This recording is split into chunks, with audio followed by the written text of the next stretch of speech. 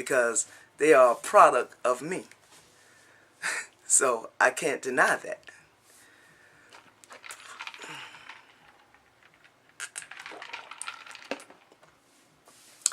So he sees a young lady, like I say, she's asking him to purchase some weed. So they talked or whatever.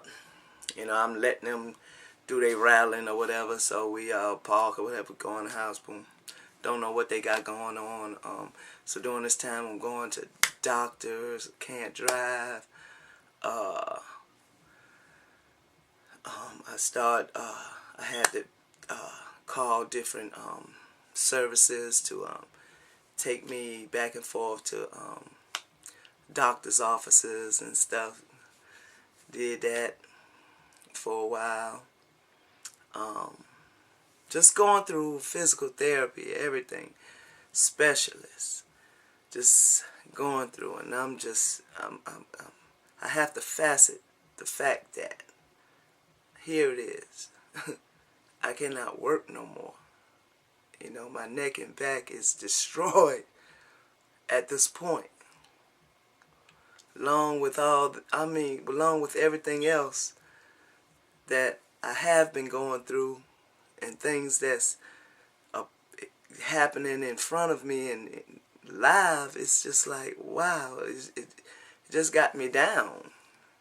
It really did. I was feeling depressed, and at the same time, I still was asking God and relying on God and seeking God.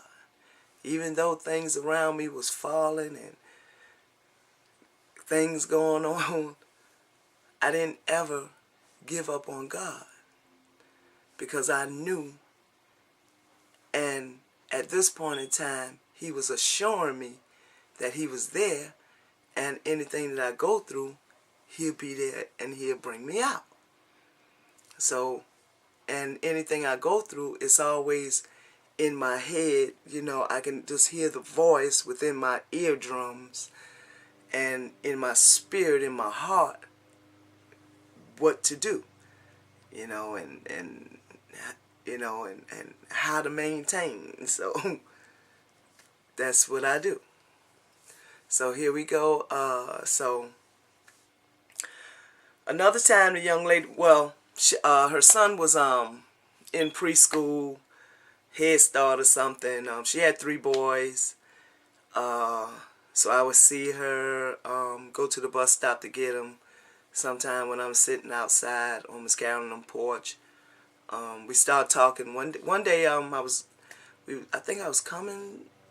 Yeah, I was on the porch, and she was getting her son off the bus, and I spoke, and then she was, you know, sometime when you speak to people and they don't even have to know you, but they be going through something right then. So when I spoke to her, I said, "Hey, how you doing?" And then hey, and she started venting because she was just going through a situation with her job or something.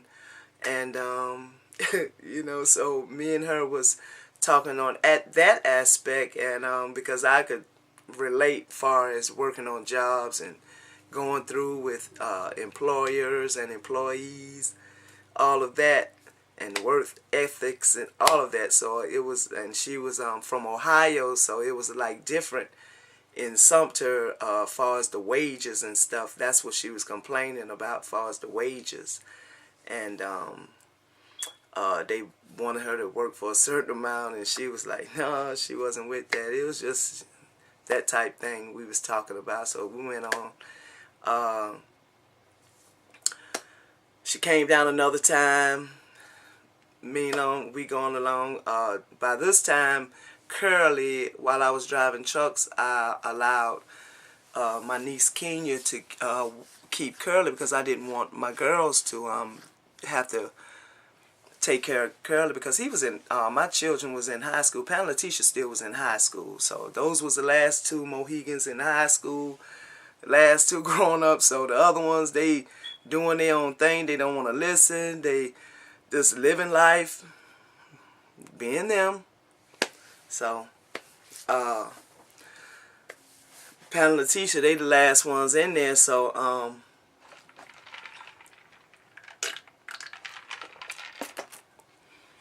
excuse me. So the young lady, she came down another day, but she brought a friend of hers with her, from Ohio. I think her name was BG. So they came to the house and whatnot, and she started talking. The young lady name was Tyree, so she started talking trash about my son Jamel. Jamel was doing his own thing. He was just in and out. He didn't stay at the house with us, but he would come in the morning times after this young lady he was seeing at the time. She would drop him off every morning, you know, at the house and stuff, and you know, he had gone on about his business. I'm still helping them with their rap career, him and Illa G. So we still going along. Both of them, Illa G, will meet up at the house over there. And, you know, I think he had a, I want to say he had a little, no, he didn't have nothing over there. But he would just come over there and then he'd leave, going about his business or whatever. But he would come all the time. And, so she came over there venting about Jamel and talking about it was some effect like he wasn't.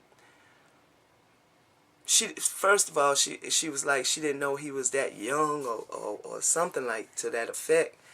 And no, she didn't even say that. She was like, yeah, he can't I see he'd something about him handling his business or something like. Can't remember, but anyway, so I was taking up for my son because I didn't like what she was saying in a sense. You know, I don't know your relationship, what you and my son got going on, you know, anything like that, but you're just not going to just say or talk, you know, about my son in front of me. That's just not going to happen, and I feel like it's negative, you understand? So, me and her went back and forth a little bit about that. I was like, girl, you know, my son handled his business, you know, I didn't know. So we just squashed that.